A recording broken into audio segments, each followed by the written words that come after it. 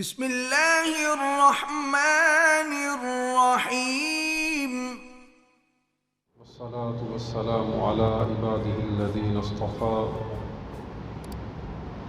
خصوصا على سيد الرسل وخاتم الأنبياء محمد المصطفى وعلى آله وأصحابه أولي الشرفاء والكرماء. أما بعد فأعوذ بالله من الشيطان الرجيم. بسم الله الرحمن الرحيم. قل يا أيها الناس إني رسول الله إليكم جميعا. صدق الله العظيم. سب دوست محبت سے پڑھیں الصلاة والسلام علیک یا سیدی یا رسول اللہ وعلی آلک واصحابک یا سیدی یا حبیب اللہ. رب اشرح لی صدری ویسر لی امری واحلل عقدۃ من لسانی یفقهوا قولی. حمد و صلوات کے بعد معزز محتشم سامعین و حاضرین، عقیدہ ختم نبوت قرآن و سنت کی روشنی میں نعرہ تکبیر، نعرہ رسالت، نعرہ حیدری، تاجدار ختم نبوت، تاجدار ختم نبوت. عقیدہ ختم نبوت یہ ایمان کی، اسلام کی اساس اور بنیاد ہے جس پر پورے اسلام کی عمارت وہ قائم ہے. اگر بنیاد میں دراڑ پڑ جائے، بنیاد کمزور ہو جائے تو پوری عمارت اس پر قائم نہیں رہ سکتی، اور اگر وہ خدا نخواستہ دیوار گر جائے تو عمارت بھی نیچے گر جاتی ہے. عقیدہ ختم نبوت کیا ہے کہ حضور امام الانبیاء تاجدار ختم نبوت جناب احمد مجتبی محمد مصطفیٰ صلی اللہ علیہ وآلہ وسلم کو آخری نبی اور رسول تسلیم کرنا کہ اب آپ کے بعد قیامت تک کوئی بھی نیا نبی کسی بھی صورت کے اندر وہ اس کائنات میں جلوہ گر نہیں ہوگا. جس انسان کو اس عقیدہ کے اندر شک پڑ جائے یا جو اس عقیدہ کے خلاف اپنا عقیدہ رکھے اور دوسرا مسلمان اسے مسلمان سمجھے، مسلمان مانے، یا کسی جھوٹا دعوی نبوت کرنے والے کو کوئی مسلمان سمجھے، اسے مصلح مانے، اسے مجدد مانے، اسے وقت کا ولی تسلیم کر رہے، تو ان تمام صورتوں کے اندر انسان کا اپنا اسلام اور ایمان وہ ختم ہو جاتا ہے. ایمان اس چیز کا نام ہے کہ اس عقیدہ کے اندر شک نہ آئے، اس عقیدہ کے بارے میں انسان متزلزل نہ ہو، اس عقیدہ کے بارے میں وہ وہم و گمان میں نہ پڑے، کیونکہ یہ عقیدہ وہ ہے جو قرآن مجید کی درجنوں آیات اور درجنوں احادیث سے ثابت ہے. پوری امت کا جتنے بھی مکاتب فکر ہیں، پوری امت اس مسئلہ پر جس طرح متفق ہے اس طرح وہ کسی اور مسئلہ پر متفق نہیں ہے. اور چیزوں میں اختلاف ہو سکتا ہے، لیکن عقیدہ ختم نبوت کے اندر کسی بھی مسلک کا اہل ایمان کے اندر یا اپنے آپ کو مسلمان کہلوانے والوں کے اندر کسی طرح کا کوئی اختلاف نہیں ہے. ہر ایک وہ کسی بھی طبقہ فکر سے تعلق رکھتا ہو، وہ اس بات پر یقین رکھتا ہے کہ اللہ نے اپنے محبوب کو آخری نبی بنا کر کائنات میں مبعوث فرمایا. کسی نئے نبی کی ضرورت پیش کیوں آتی ہے؟ نئے نبی کی ضرورت اس وقت آتی ہے جب کسی علاقے کے اندر کسی نبی کو اللہ نے بھیجا نہ ہو، کسی نبی کی تعلیمات نہ پہنچی ہوں، یا کوئی نبی آیا تو تھا لیکن اس کی تعلیمات کو مٹا دیا گیا، اس کی تعلیمات میں تغیر تبدل کر دیا گیا، اس کی تعلیمات میں تحریف کر دی گئی.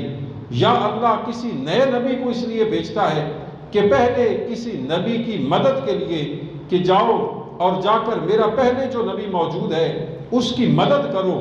لیکن یا اس لیے اللہ نئے نبی کو بھیجتا ہے کہ پہلے نبی کی تعلیمات میں کسی طرح کی کوئی کمی رہ گئی ہو، اللہ نے اس کو پورا کرنا ہو، اس کی تکمیل کرنی ہو، لیکن جب اللہ نے اپنے محبوب علیہ السلام کو اس کائنات میں جلوہ گر کیا تو آپ کو کسی ایک خطے کے لیے، کسی ایک قوم کے لیے، کسی ایک محلہ قبیلہ کے لیے، کسی ایک بستی کے لیے، کسی ایک شہر کے لیے، کسی ایک ملک کے لیے اللہ نے اپنا نبی بنا کر نہیں بھیجا، بلکہ فرمایا قل، اے محبوب تم خود اپنی زبان سے اعلان کر دو، یا ایھا الناس انی رسول اللہ الیکم جمیعا، اے گروہ انسانیت میں تم سب کی طرف اللہ کا رسول بن کر آیا ہوں۔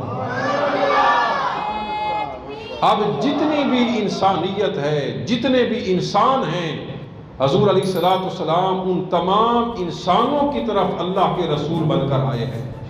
اب جو اپنے آپ کو انسان کہے لیکن وہ اللہ کے محبوب کو آخری رسول نہ مانے، اس کی انسانیت میں شک ہے، کیونکہ رب کیا اعلان کر رہا ہے، یا ایھا الناس، اے لوگو۔ تو اب جو بھی انسان ہے، حضور علیہ السلام ہر انسان کی طرف اللہ کے رسول بن کر آئے ہیں۔ اور نئے نبی کی ضرورت کب پیش آتی ہے؟ جب پہلے نبی کی تعلیمات کو مٹا دیا جائے، اس میں تحریف کر دی جائے، اس میں کسی طرح کی کمی رہ جائے۔ لیکن اللہ نے اپنے محبوب علیہ السلام کے لیے کیا فرمایا؟ فرمایا محبوب الیوم اکملت لکم دینکم، اے محبوب ہم نے آج تمہارے لیے، تمہاری امت کے لیے تمہارے دین کو مکمل فرما دیا ہے۔ یہ دین اسلام مکمل ہو چکا، اور فرمایا وَأَتْمَمْتُ عَلَيْكُمْ نِعْمَتِي، میں نے تم پر اپنی نعمت کو مکمل کر دیا۔ وَرَضِيتُ لَكُمُ الْإِسْلَامَ دِينًا، میں تمہارے لیے دین اسلام پر راضی ہو گیا۔ جب رب نے دین کو مکمل کر دیا، اب دین میں کسی قسم کی کمی نہیں ہے۔ جب دین میں کمی نہیں ہے تو کسی نئے نبی اور رسول کی ضرورت بھی نہیں ہے۔ اور حضور علیہ السلام صرف انسانیت کے رسول نہیں ہیں، بلکہ ایک اور مقام پر فرمایا تبارک الذی نزل الفرقان علی عبدہ لیکون للعالمین نذیرا، اے محبوب ہم نے آپ کو صرف انسانیت نہیں بلکہ تمام عالمین، تمام جہانوں کے لیے ڈر سنانے والا بنا کر بھیجا ہے۔ عالمین کتنے ہیں، جہان کتنے ہیں؟ علماء نے لکھا تقریباً 18,000 جہان ہیں۔ ہم انسانوں کا جہان الگ ہے، حیوانات کا جہان الگ ہے، جنات کا جہان الگ ہے، جمادات کا جہان الگ ہے، زمین پر رینگنے والے کیڑے مکوڑے ان کا جہان الگ ہے، جو پانی کے اندر مخلوقات ہیں ان کا جہان الگ ہے، جو ملائک ہیں، فرشتے ہیں، ان کا جہان الگ ہے، شیاطین کا جہان الگ ہے، آسمانی مخلوقات ان کا جہان الگ ہے۔ الغرض اگر ساری مخلوقات کو گنا جائے، سارے جہانوں کو گنا جائے تو 18,000 سے زائد جہان بنتے ہیں۔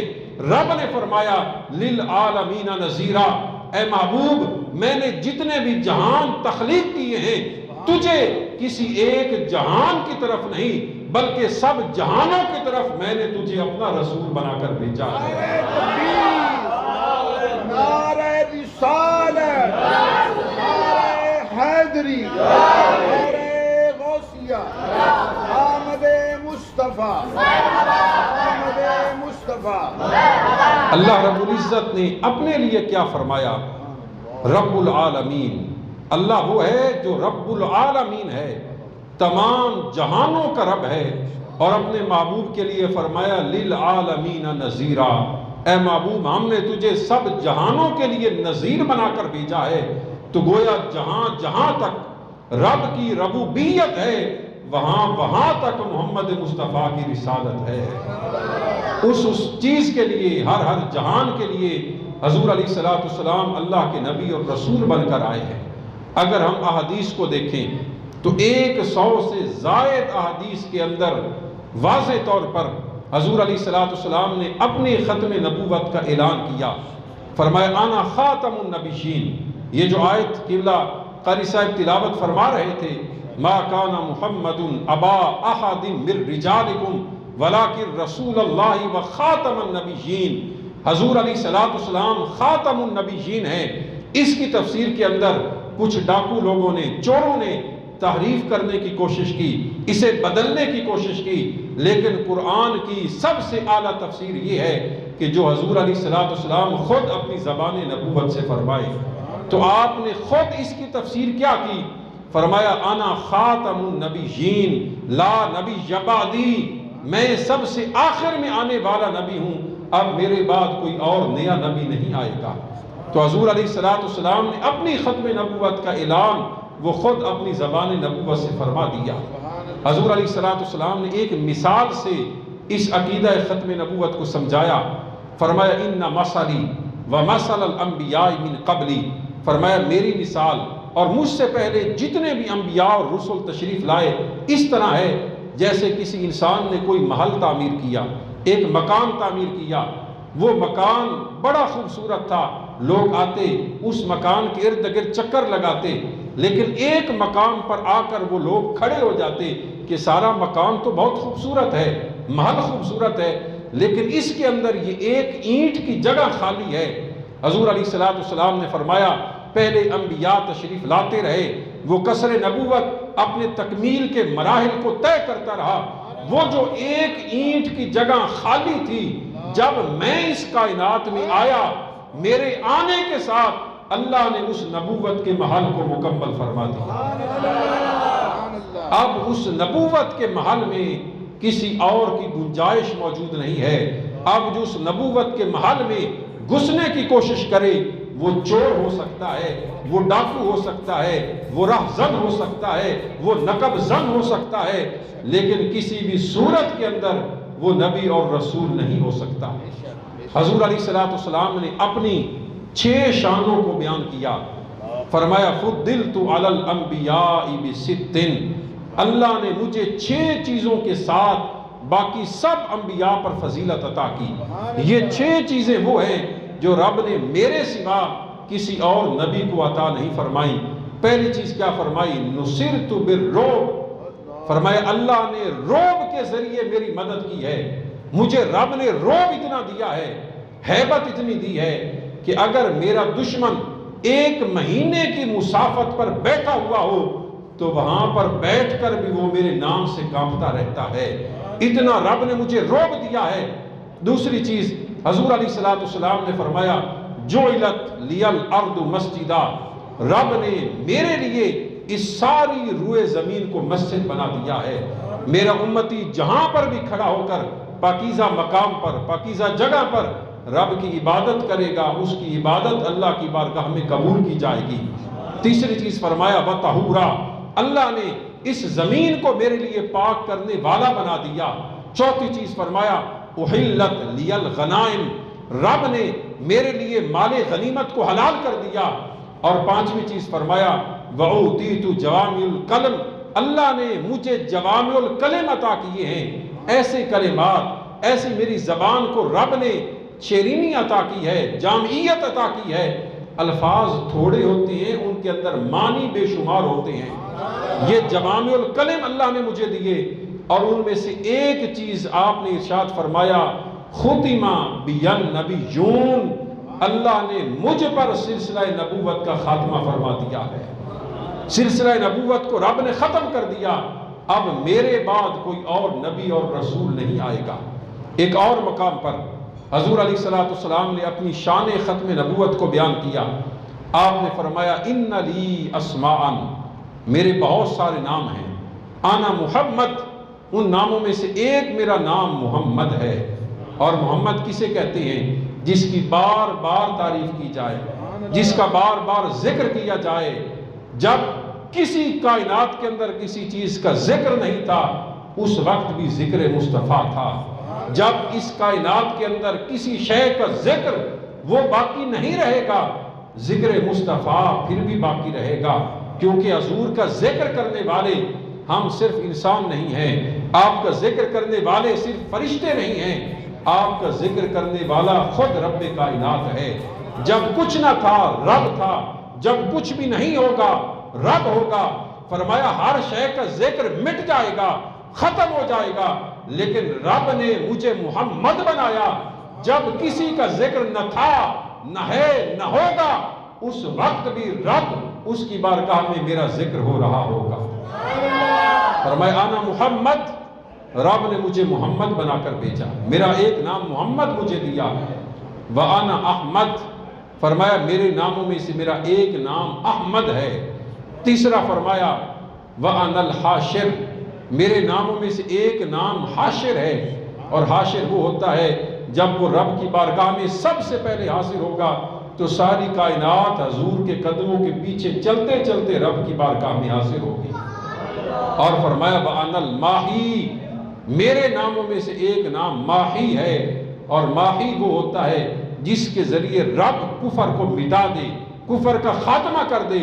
اور فرمایا وَأَنَا الْعَاقِبُ، میرے ناموں میں سے ایک نام عاقب ہے، اور عاقب کسے کہتے ہیں؟ الَّذِي لَيْسَ بَعْدَهُ نَبِيٌّ، فرمایا عاقب وہ ہوتا ہے جس کے بعد کوئی اور نبی نہیں آئے گا۔ تو حضور علیہ السلام نے ان فرامین کے اندر اپنی شان نبوت کو، اپنی شان ختم نبوت کو ذکر کیا کہ اب میرے بعد قیامت تک کوئی اور نبی نہیں آئے گا۔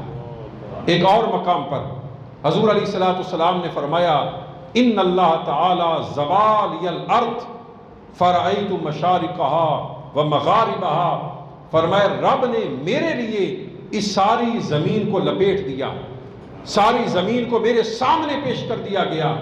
اس زمین کے جو مشرق کے حصے تھے میں نے ان کا بھی مشاہدہ کر لیا، اس زمین کے جو مغرب کے حصے تھے میں نے ان کا بھی مشاہدہ کر لیا۔ گویا ساری زمین، ساری کائنات اور یہ دنیا حضور کے سامنے تھی۔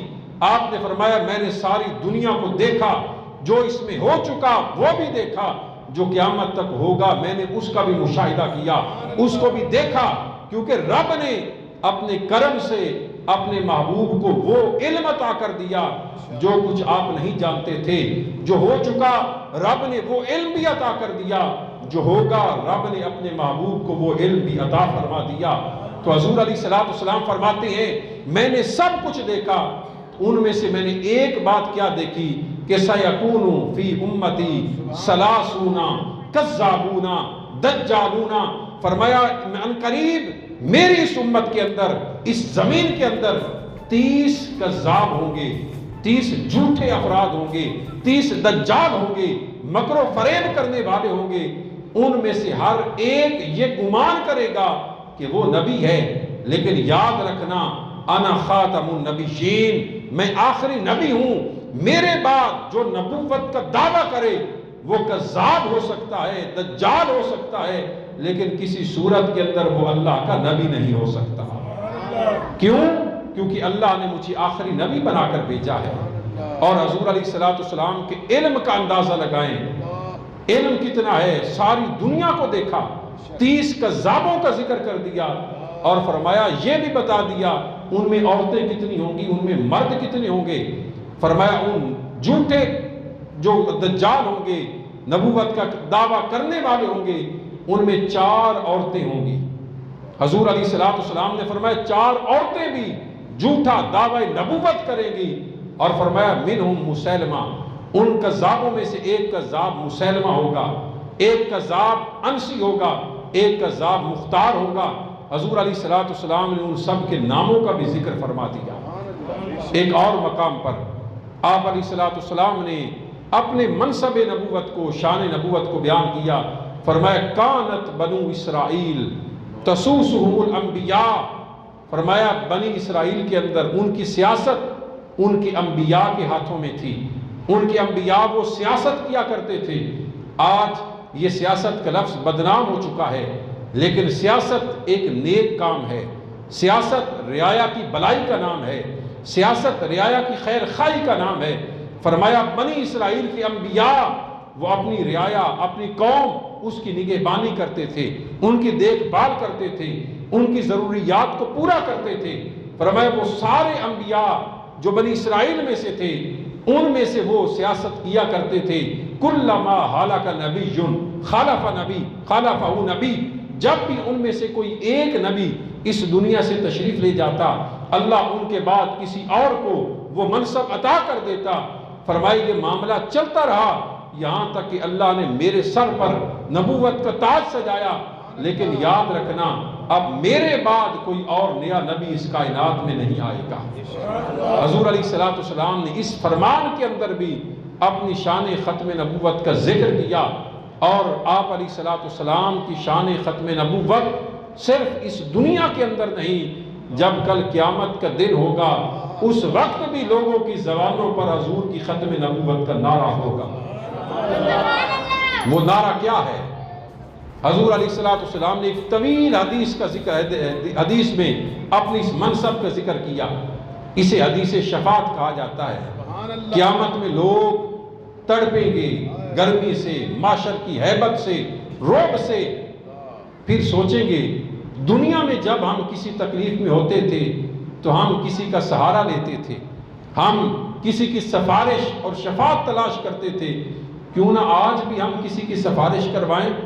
حضرت آدم علیہ السلام کی بارگاہ میں حاضر ہوں گے، عرض کریں گے کہ اے آدم، آپ ابو البشر ہیں، تمام انسانیت کے باپ ہیں، اللہ نے آپ کو صفی اللہ کا اعزاز عطا کیا، آپ کو رب نے نبوت بخشی، تو آپ اللہ کی بارگاہ میں ہماری سفارش کر دیجئے۔ تو آدم علیہ السلام فرمائیں گے اذهبوا الى غیری، آج کسی اور کے پاس جاؤ۔ وہاں سے چلتے ہوئے حضرت ابراہیم علیہ السلام، حضرت موسیٰ علیہ السلام، ان تمام انبیاء کے پاس آئیں گے، بالآخر وہ چلتے چلتے بارگاہ نبوت میں حاضر ہوں گے، بارگاہ جناب احمد مجتبی میں حاضر ہوں گے، اور آ کر وہاں پر حضور کو کن الفاظ سے خطاب کریں گے؟ قیامت کا دن ہے، قیامت کا منظر ہے، اور لوگ کہیں گے یا رسول اللہ انت خاتم الانبیاء، اے محبوب علیہ السلام، جس طرح رب نے آپ کے لیے اگلے پچھلوں کے گناہوں کو معاف فرما دیا، اسی طرح رب نے آپ کے سر پر ختم نبوت کا تاج سجایا، آج ہم آپ کی بارگاہ میں حاضر ہیں، ہماری شفاعت فرما دیجئے۔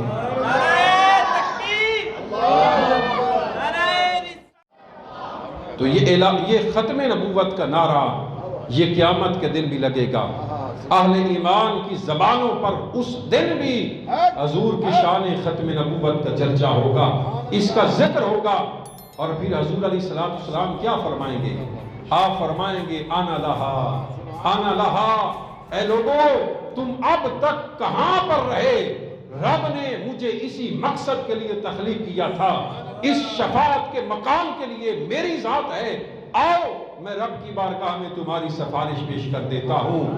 اور کسی نے کیا خوب کہا کہ فقط اتنا سبب ہے انعقاد بزم محشر کا، فقط اتنا سبب ہے انعقاد بزم محشر کا کہ ان کی شان محبوبی دکھائی جانے والی ہے۔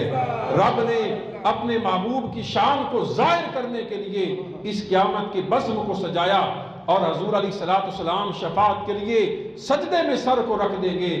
اللہ رب العزت فرمائے گا یا محمد ارفع راسک، اے میرے محبوب علیہ السلام اپنے سر انور کو اوپر اٹھائیے، وشفع تشفع، آپ شفاعت کیجئے، آپ کی شفاعت کو قبول کر لیا جائے گا۔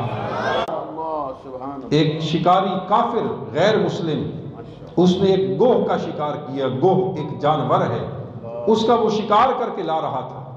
حضور علیہ السلام نے اس کے سامنے اپنا پیغام رکھا کہ اللہ نے مجھے اپنا نبی اور رسول بنایا ہے، مجھ پر ایمان لاؤ۔ اس نے عذرائے مزاح کہہ دیا کہ اگر یہ گوہ آپ کی شان ختم نبوت کی، آپ کی نبوت اور رسالت کی گواہی دے دے تو اس کی گواہی پر میں بھی آپ کا کلمہ پڑھ لوں گا۔ حضور علیہ السلام نے اس کو چھوڑا، آپ اس جانور گوہ کی طرف متوجہ ہوئے اور آپ نے اس سے پوچھا بتاؤ رب کون ہے؟ آپ نے پوچھا بتاؤ رب کون ہے؟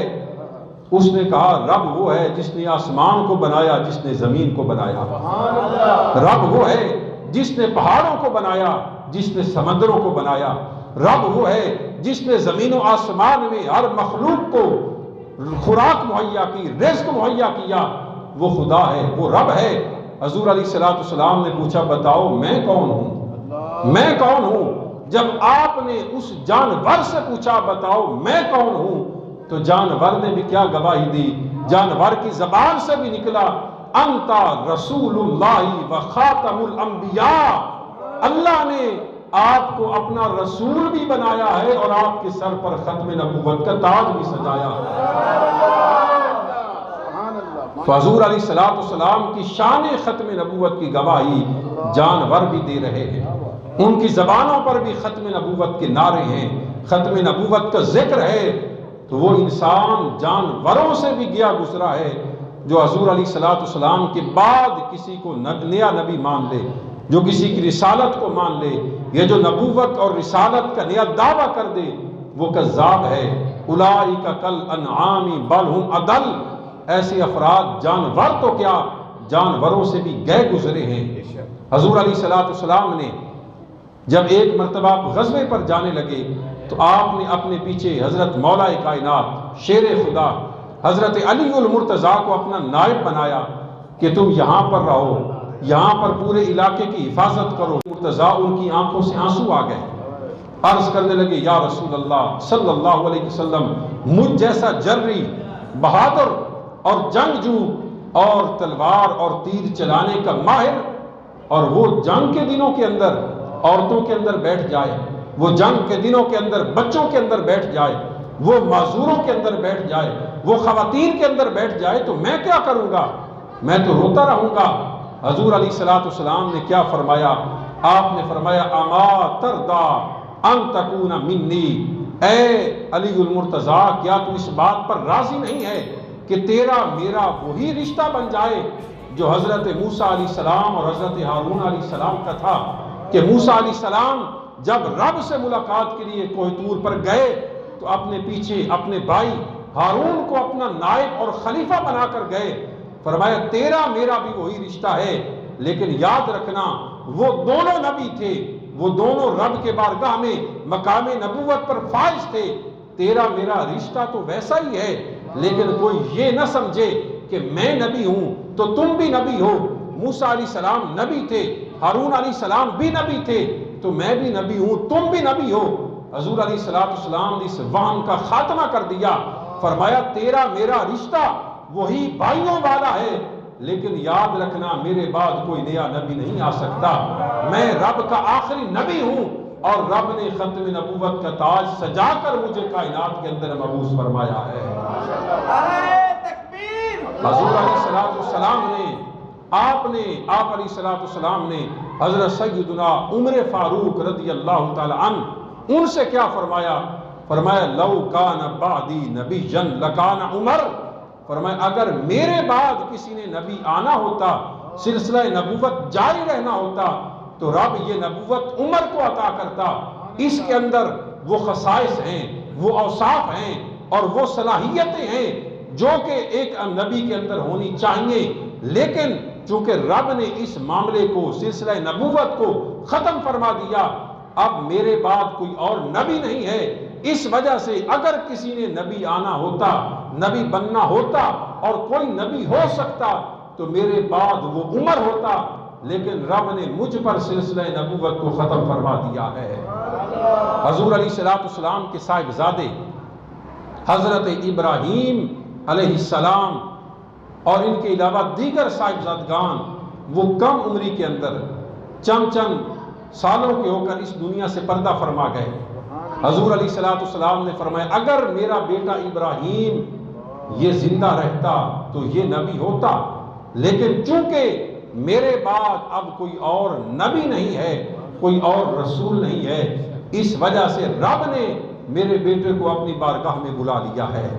حضور علیہ السلام کی شان ختم نبوت کسی ایک مقام پر نہیں ہے، کسی ایک آیت کے اندر نہیں ہے، کسی ایک حدیث کے اندر نہیں ہے، اور کسی ایک مذہب یا مسلک کا معاملہ نہیں ہے، یہ قرآن کا مسلمہ عقیدہ ہے، یہ احادیث سے مصدقہ عقیدہ ہے، یہ اجماع امت ہے کہ حضور علیہ السلام کو اللہ نے اپنا آخری نبی بنا کر بھیجا ہے۔ ایک حضور علیہ السلام کے صحابی ہیں، انہوں نے ایک جھوٹے کذاب کے سامنے حضور کی ختم نبوت کا نعرہ لگایا۔ جب انہوں نے نعرہ ختم نبوت لگایا، اس کذاب نے کہا کہ میں تمہیں آگ کے اندر جلاؤں گا، تمہیں آگ میں پھینکوں گا، اور اس نے عملی طور پر ان کو لیا، پکڑا اور پکڑ کر آگ کے اندر ڈالا۔ یہ حضرت عمر فاروق کا دور ہے، اس دور کے اندر ان پر یہ ظلم ہوا، لیکن جب اس کذاب نے، اس دجال نے ختم نبوت کا عقیدہ رکھنے والے کو اور ختم نبوت کا نعرہ لگانے والے کو جب اس آگ کے اندر پھینکا، رب نے اپنے کرم سے ان کو آگ سے محفوظ رکھا، آگ سے سلامت رکھا۔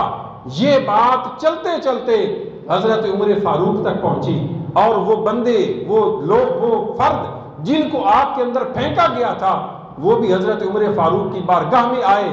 تو آپ نے اپنی زبان سے کیا کہا؟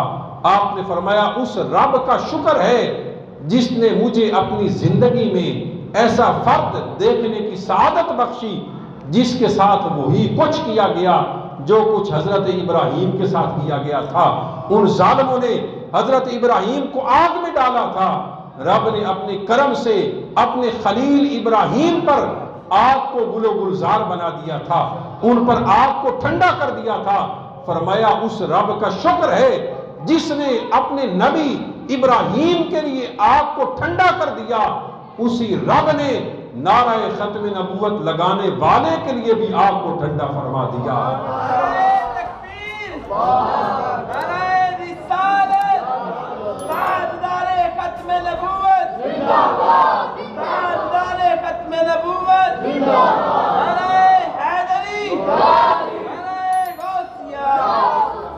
الغرض ایسی بے شمار روایات ہیں، بے شمار احادیث ہیں، بے شمار آیات ہیں، لیکن یاد رکھیں جو اللہ کے محبوب علیہ السلام کی زبان سے نکلا وہ حق ہے، وہ سچ ہے۔ آپ نے فرمایا لوگوں یاد رکھو میری زبان سے جو بھی نکلتا ہے، جب بھی نکلتا ہے، جس حالت کے اندر نکلتا ہے، وہ حق کے سوا کچھ بھی نہیں نکلتا۔ زبان نبوت سے، زبان مصطفیٰ سے سچ کے سوا کچھ بھی نہیں نکلتا۔ اور یہ شان تو اتنی بڑی تھی کہ اپنے تو اپنے غیر بھی مانتے تھے کہ حضور صادق ہیں، حضور سچے ہیں، آپ کی شان اور آپ کی زبان سے نکلنے والا لفظ وہ سچا ہے، ہر کلمہ سچا ہے۔ ہم لوگ مختلف جگہوں پر، مختلف کیفیات کے اندر ہماری زبانوں سے ہر طرح کی جملے نکل جاتے ہیں۔ ہم جب گھر میں ہوتے ہیں، بچوں کے اندر ہماری زبان سے ایسے الفاظ نکل جاتے ہیں جن کا کوئی معنی نہیں ہوتا، جن کا کوئی مفہوم نہیں ہوتا، جن کا کوئی ربط نہیں ہوتا، اور ایسی بات ہم عقل مند افراد کے اندر بیٹھ کر نہیں سکتے جو ہم بچوں کے ساتھ کرتے ہیں، جو ہم گھر کے اندر جس حالت کے اندر ہوتے ہیں، دوستوں میں ہوتے ہیں، وہاں پر زبان سے الفاظ نکل جاتے ہیں۔ جب اپنی نجی مجالس میں ہوتے ہیں وہاں پر ایسے الفاظ نکل جاتے ہیں۔ یہ ہر بندے کی حالت اور کیفیت ہے، لیکن قربان جائیں زبان مصطفیٰ کے اور قربان جائیں ذات مصطفیٰ کے۔ حضور علیہ السلام جب بھی جس مقام پر ہیں، اپنے گھر میں ہے تو پھر بھی زبان سے حق نکلتا ہے، اپنے دوستوں میں ہے پھر بھی زبان سے حق نکلتا ہے، اپنے دشمنوں میں ہے پھر بھی زبان سے حق نکلتا ہے، میدان جنگ میں ہے پھر بھی زبان سے حق نکلتا ہے۔ اور اسی حق والی زبان سے کیا لفظ نکلا؟ لا نبی بعدی، کہ میرے بعد کوئی اور نبی نہیں ہے۔ بس آخری بات کر کے میں اپنی بات کو ختم کر رہا ہوں۔ ہم جو کلمہ طیبہ پڑھتے ہیں وہ کلمہ کیا ہے؟ لا الہ الا اللہ۔ ذرا یہ کلمہ سب افراد پڑھ کر سنا دیں۔ ہم کلمہ کیا پڑھتے ہیں؟ لا الہ الا اللہ۔ ہم کلمہ کس طرح پڑھتے ہیں؟ لا الہ الا اللہ۔ اس کا ترجمہ کیا ہے؟ لا نفی جنس ہے۔ لا الہ، کوئی بھی کسی بھی قسم کا الہ، معبود وہ نہیں ہے، الا اللہ، سوائے ایک رب کی ذات کے، سوائے اللہ کے۔